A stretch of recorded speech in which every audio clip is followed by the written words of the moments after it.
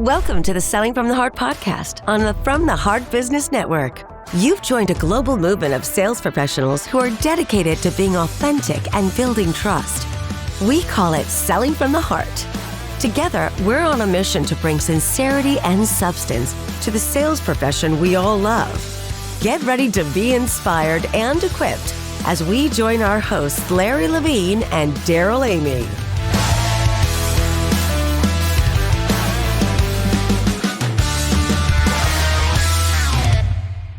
Does your CEO value trust and authenticity as a foundation of your company culture? If so, they'll love my award-winning book, Selling in a Post-Trust World. This powerful book dives into the principles of authentic leadership, showing how trust and meaningful relationships can drive real results. It's a must-read for leaders who prioritize people, connection, and culture. Now, you can send your CEO a free copy of this game-changing book. It's simple, free, and the perfect way to celebrate a leader who leads with heart. So visit ceo.sellingfromtheheart.net and we'll send a free copy of the book to your CEO today. That's ceo.sellingfromtheheart.net. Because leaders who value trust will embrace this book and take your company's culture to the next level. Hello and welcome back to the Selling from the Heart podcast. Your co-host, Darrell Amy, here today with Larry Levine. What's going on, Larry? I'm so excited to be here. Great things are happening. Great seeing you. Hey, I'm going to tell everyone we're in for a really good treat today on this podcast. We got Dave Juan in the house. It's money and mindset. You're going to want to get a notepad out for this conversation. We're so excited that you've joined us here at Selling from the Heart. And by the way, if you're new to the Selling from the Heart podcast, welcome. You've joined a growing community of sales professionals that are dedicated to being genuine, being authentic, building trust. We call it Selling from the Heart. And there are literally sales professionals just like you in different industries all over the world tuning in that are a part of this amazing community. Yeah, I just wanted to give a quick shout out to a gentleman by the name of Steve Shoemaker. And I've just recently gotten to know Steve through being connected on LinkedIn and so forth. I love getting messages, Darrell, when he said, I read Selling from the Heart, and one of my favorite chapters was chapter 10 about not being an empty suit. I freaking love it. Thank you, Steve, for hanging out with us. And I saw your posts on LinkedIn recently with that room full of empty suits, Larry, which is great. So we definitely don't want any empty suits. And if you don't know what that's about, grab your copy of Selling from the Heart, Larry's book at any bookstore or on our website. Hey, we've got a great guest today. Our guest is somebody who brings a whole new dimension to the conversation around value, confidence, and connection. His name is Dave Juan. He's a TEDx speaker, a certified money coach, a former U.S. Air Force captain, and the founder of Dave Juan and Company. Dave helps B2B sales teams uncover and overcome hidden money blocks, those mindset barriers that quietly sabotage confidence and stall high-value deals. With a powerful blend of neuroscience, personal development, and tactical sales training, Dave empowers sellers to have bold, value-driven conversations that close with clarity and conviction. And he's here today with us at Selling from the Heart. Dave, welcome. It's great to have you here. Hey, thank you, Darrell and Larry. I am so pumped to be here today, and I can't wait to dive in with you guys. Now, I've been looking forward to this since you and I have gotten to know each other. So thanks for hanging out with us. Yeah, absolutely. We're going to have a powerful conversation, and we're going to kick it off with the question that every guest on the Selling from the Heart podcast answers. And that is, Dave, what does it mean to you to sell from the heart? Yeah, so for me, selling from the heart means closing the gap between my genuine desire to help and serve my clients and making sure that the subconscious money stories that we have that are in the way, you want to close that gap, right? If it's far apart, there's not going to be any congruence. There's not going to be alignment between what you want to do and how you're showing up and doing it. Oh, this is so good. And I know we're going to dive into this. So you got to peel this thing back. So how do we start closing this gap? And by the way, I think this gap exists for a lot of us. Mm-hmm. Yeah. So the first thing that you have to do in order to change anything is awareness.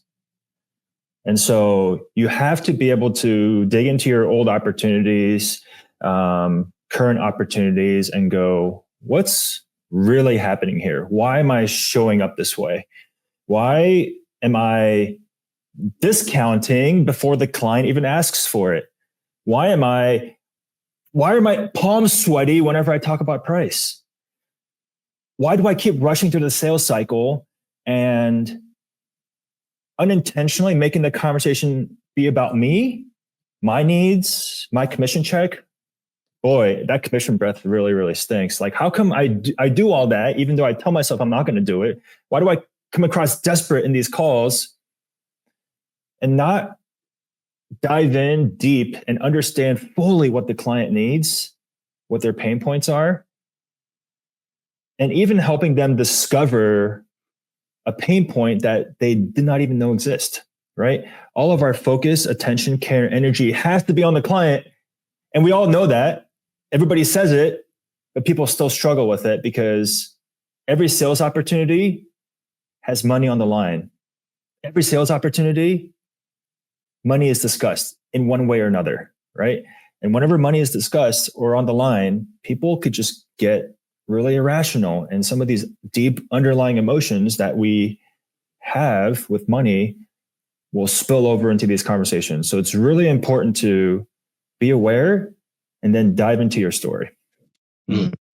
Yeah, I'm really excited to unpack this, but I'm curious as we get started, like what's your backstory in all of this, and how did you become so passionate about the mindset that we all have as sales professionals about money? Yeah, so my journey actually did not start with teaching and coaching sales professionals. The first sale I actually ever made was to myself. I grew up in a family where my parents just struggled with money. They were 4x credit card debt from what their income is. They had months without being able to pay rent. They had 4 failed businesses, and they ultimately, when I was in college, declared bankruptcy. And so a lot of this developed a lot of fear and hesitancy and scarcity growing up. And as I was going through my journey, I started out in the financial wellness space, personal finance space. And then I dug into my own career as a salesperson and go, why did some of these opportunities not go the way I wanted it to? And after digging into it, I realized, oh my goodness, this all had to do with my feelings and beliefs around money. And that spilled over into those opportunities and how I showed up to these conversations. And it really impacted bottom line, my own bottom line, not just the company's bottom line, but my own bottom line. And that's when the light bulb went off. And I'm like, oh my God, everybody, this is impacting so many sellers and nobody's talking about it. Oh, you know what? And I will tell you this, I will hold up my hand and say it affected me early on in my career, early on. And sometimes, right? And if we're open and honest, it still happens to almost all of us. And it always something that goes back. And I've had the luxury of getting to know Dave prior to us, spending time together here today. And we talked about this. It always goes back to something that's happened in the childhood, right, Dave? 100%. There is a study by Cambridge University that determined that our money habits and behaviors were formed and set by the time we turned 7 years old. Whoa. 7 years old. Right. And so, I'm not telling people to dude, you need to go all the way back and uncover, be an archaeologist and uncover everything. But I'm not telling people to do that, but it's really important to gain perspective and understanding so that we can move forward. Imagine, I'm about to go on a cruise next month. But imagine you're a cruise ship trying to get to the shore. And that captain is throttling forward, trying to get to the shore.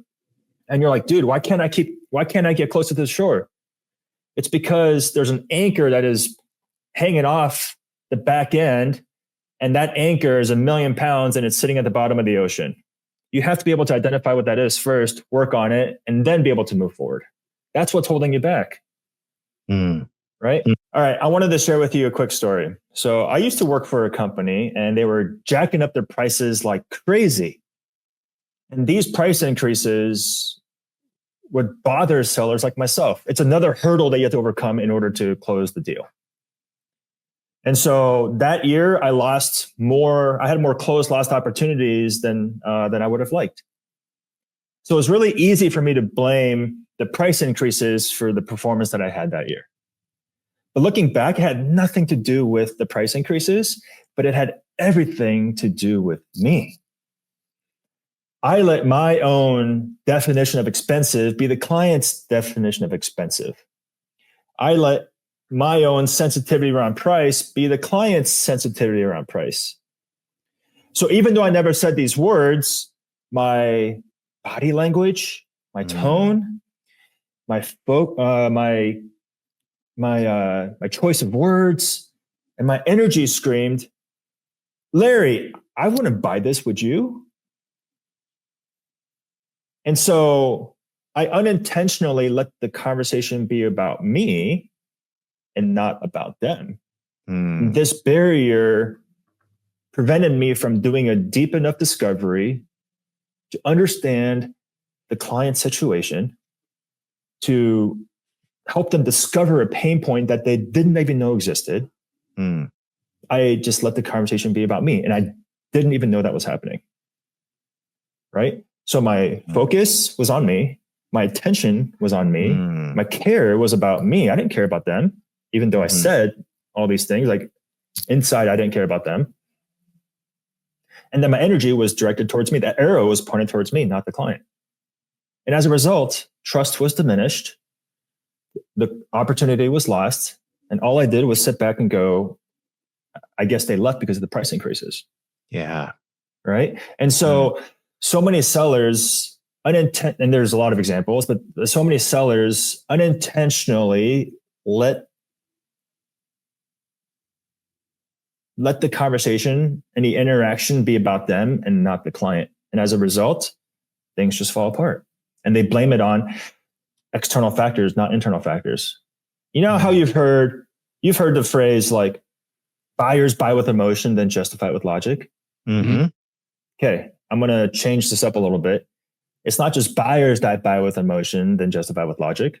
It's sellers sell with emotion, but they justify it with logic. So I justified the whole thing by saying, oh yeah, it's the price increases, it's the economy, it's the accounts, it's the territory, it's the buyer, it's the buyer, it's the prospect. The prospect just didn't want to buy or didn't have money or had all these objections.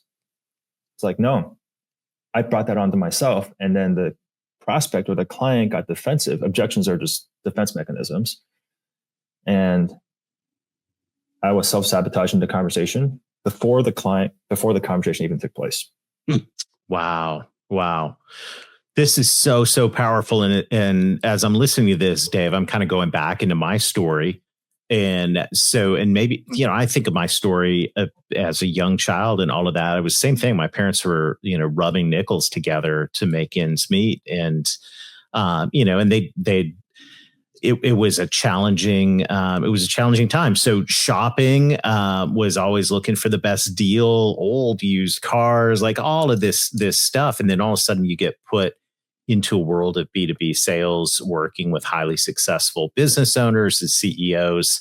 And I think this is probably it sounds like it's similar to your story. What would you say? Like, what do you do about that? So I can go back. I think all of us, can go back to that childhood place and begin to ask some questions about how, money was talked about, thought about, felt about as a child. But informed with that, like, what do you coach us for a moment? What do you do about that? How do you surface that? And how do you change some of these deeply held, like now for me, that's over 5 decades ago. It's been a minute, right? So what do you do about it? Yeah. So I have a framework called the Unlock framework, right?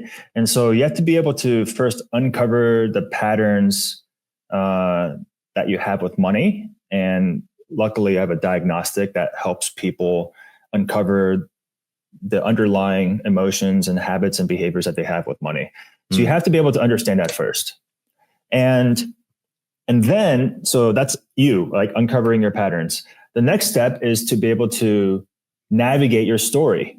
And I don't like dwelling on the past, but it's important to identify that anchor, right? It's important to look at it because I believe that if you're able to name that story and really understand it, you give it less power and the power that's over you. And so once you do that, you link those patterns to how it's actually impacting you in the real world, which is your role as a salesperson. So deals that were lost, like it's important to look back and go, oh, me coming across desperate. Like I've seen this everywhere. Like sales leaders will tell their folks, like, just stop acting desperate. Make sure you put your attention and your focus on the client. And you could say that from like a very high level, but when sellers show up, they act differently. It's like telling yourself, like, I'm about to go on a date with this really hot chick, but I'm not going to be nervous when I'm on that call, or nervous during that date. You show up and you're going to be nervous. Or you have like a cup full of coffee, the coffee is up to the brim, and you're like, I want you to walk across the hall and not spill any coffee. And while you're doing it, all you're thinking about is the coffee, right? And so a lot of these things, like it's these deeper emotions that you have with money are going to come to the surface and reveal itself, even though you tell yourself you're not going to, right? So telling the seller to not be desperate is not the answer. They're going to act desperate, and it's going to show. You could smell it, you could see it, you could feel it, everything, right? So it's really important to understand like what's really going on here. And once you do that, you outline a new strategy to go, okay, here is the self-sabotaging thought that I had, the behavior that I had, and you have to be able to move from that to more empowering, positive thoughts. But you do that by understanding the things that were holding you back before. And it's like a daily action, taking little steps at a time to overcome these feelings and emotions that you just didn't really know existed. So half the battle is to be able to be aware of these patterns and habits that you have with money, how they're showing up in sales, how they're manifesting itself in a sales environment, and what the impact is of of those behaviors. So bringing that up to the surface and helping sellers be aware of that has been a game changer for people that I've worked with, and that is a non-negotiable. You know what? First of all, I applaud you for bringing this to the surface, because this is going to be a writer downer and a rewinder and whatever slang words y'all want to use on this. But I'm here to tell you, if a vast majority of your income relies on commissions, pay attention to this, because if you suffer from some of this, you're leaving money on the table without even thinking about it. Yeah. Seriously. Can I tell you a quick story? Of course. I had a client one time, and we had a good relationship. And deep down, I knew that the $1 million service that we had was going to be really good for him and his team. But deep down, I was really afraid to bring it up to him. Because for me, I thought me saying, hey, Larry, I got this $1 million service that I know will help you. But I thought in my mind, in my scarcity mind, that revealing to him that $1 million price tag was going to force him to run away entirely. So my scarcity mind was, shoot, I'll just tell him the $100,000 offering. That's a lower level offering. And that $100,000, okay, if he says yes to that, I'm going to get this commission. And then once I get that commission, I want to be able to do X, Y, and Z with that money. Versus the $1 million offering, if he walks away entirely, I get nothing. I'm unintentionally making that conversation be about me, not him. He signed up with that. He signed on to that $1 million or that $100,000 service. So on paper, I closed the deal 1 for 1. My manager doesn't even know it. Doesn't even know the feelings that I had inside that drove that conversation. That $100,000 service did not end up solving his needs. He was spinning his wheels that entire year. And when it came time for renewal, he did not renew with us because we did not do our job. So on paper, I closed the deal 1-for-1, 100%, right? Guys, look, I closed the deal. But closing the deal doesn't necessarily mean victory. I think it's really important to go, yes, you closed the deal, but did it X, Y, Z? Did it solve their needs? Did you do a deep enough discovery? Did you do a discovery throughout? One of my favorite trainers out there is Sam McKenna. She always says discovery never stops. It's not just a one-time call. You have to do it throughout. Be interested in the client. Care about their client. Focus on them. But if we let our own beliefs and feelings around money get in the way, accomplishing that is going to be really hard.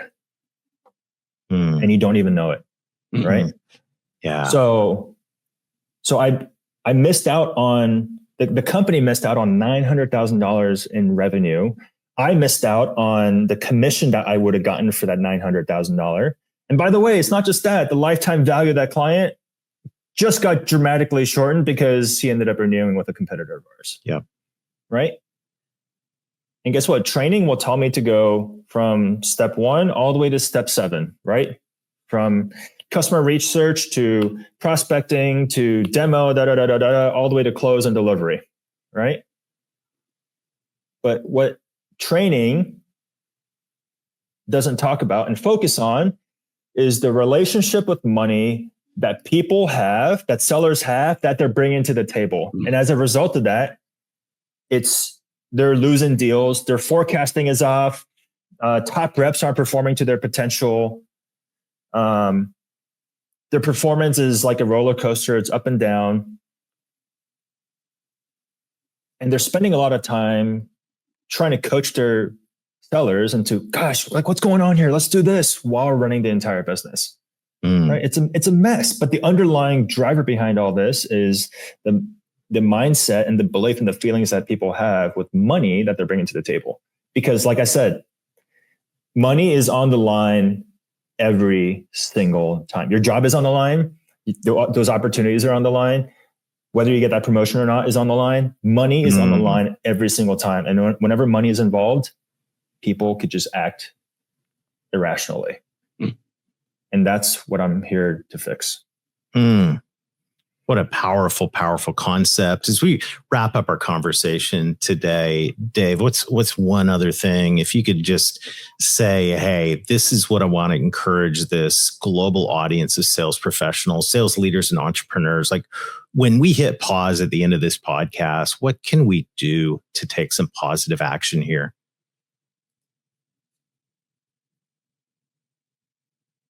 I think it's important for sales leaders and executives to understand that a lot of the decision making that happens is driven because there is money on the line. Whether it's on a bigger scale, like the company is going to go in one direction or another, there's money on the line as a result of that. Whether you get investors to invest in your idea or product or service, there's money on the line. Sellers are like business owners of the book of accounts. Like whatever decision that they make, there's money on the line. And whenever there's money on the line, those emotions will be at play.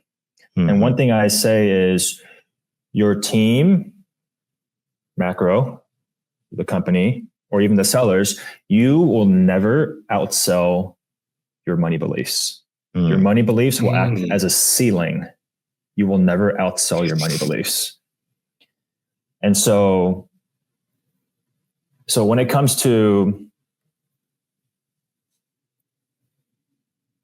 maybe the conservative person that's super conservative money, tight with money, is going to lose $1 million deal because they stick to smaller deals. But then whenever they have a bigger value opportunity, they fumble at the goal line.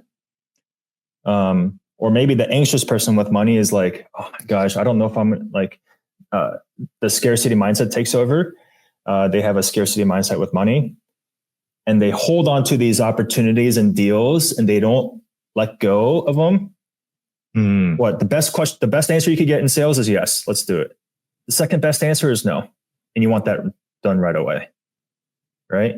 But if the scarcity person is like, I don't know if I'm going to get another opportunity in the pipeline, I'm going to stick to this one and just nag the person and just like hopefully it'll work out. But they don't let it go because their scarcity mindset takes over, and they're like, I don't know if I'm going to have another deal come my way. Right? They're over-indexing on deals that they should just let die. Right?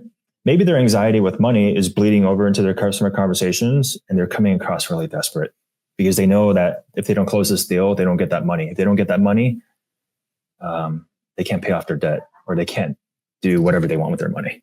Right? Or maybe they're always lowballing on price because, man, we got to get this deal. Otherwise, like I said, I'm not going to get that commission check if I don't do that. Right? And so sales leaders, executives, there's money on the line every single time. And whenever money is involved, people can just act irrationally. And I'm here to solve that problem. Oh, this is so good. I'm so grateful for you hanging out with us. It's just, this is an important topic. And when I knew you were coming on, I told Darrell, I said, this is a topic that needs to be brought to the forefront because it's not all about price. Though people want to make it all about price, it's never all about price. Thank you. I appreciate you hanging out with us. No, I really enjoyed it, guys. Well, I know everyone's asking the question that I'm asking, and I'm sure Larry is as well, is how do we get more Dave Wan in our lives? The best way to reach me is a couple ways. I'm active on LinkedIn. So Dave Wan, W-O-N on LinkedIn. My website, davewan.co, is also very active, and you could reach out to me on there as well. Super. Well, hey, thank you so much for investing in us today and helping shift our mindset about money. This has really been incredible, Dave. Appreciate you, man. Thank you, guys. That's our pleasure. Thank you. Awesome. What a challenging conversation. And I can't think of, first of all, I wish I'd had this conversation earlier on in my sales career. I think, I think things would have been a whole lot different. Had this conversation in my 20s, but even now, decades later, I think, Larry, to go, man, this is stuff that creeps back in and something we always have to be aware of. And what Dave's talked about here, incredibly powerful, because these limiting beliefs in the area of money cost us a lot of money, and we don't want that. I totally agree. I mean, this whole conversation, I'm sitting here these are mirror moments. These are self-reflective moments in a very good way. Because, great things happen when you can just remove this barrier of this price stigma. Yeah. And like Dave said, it's not about you and your beliefs around it. It's about their beliefs and what's good for them. We just have to role reverse this, but it's the head trash. This is the total head trash we got to remove. Yeah, so I really want to challenge everybody to take what we've talked about here and don't let a lot of time pass. Like, this is something, if you've got a moment right now to sit down and reflect on this, or if you want to chunk of time on your calendar over the weekend to reflect on this, I think this is something super powerful. Encourage you to connect to Dave, and encourage all of us to not let this one slip away. This one is a super powerful thing. Well, we told you we were going to keep you fired up throughout the summer, and we're delivering on that promise, aren't we, Larry? We got some great guests ahead, and you don't want to miss the upcoming episodes of Selling from the Heart. No, absolutely. Nothing lights my fire more than bringing fresh voices with new ideas, new thoughts, all to get us to think different about how to become better. And I think we did that one today. So do us a favor. Of course, make sure to hit like or subscribe on whichever platform you're watching on or listening on. And if you would be kind enough to share, if this has been valuable to you, would you share this with other people on your team and possibly your customers, clients, and people that would benefit from this conversation? Because together we're building this movement of authenticity and trust right here in the sales profession. Larry, we all love. Amen on that one. So thanks for joining us this week. Till next time, keep being genuine, keep being authentic, keep building trust, deal with your issues with money, and most of all, sell from the heart.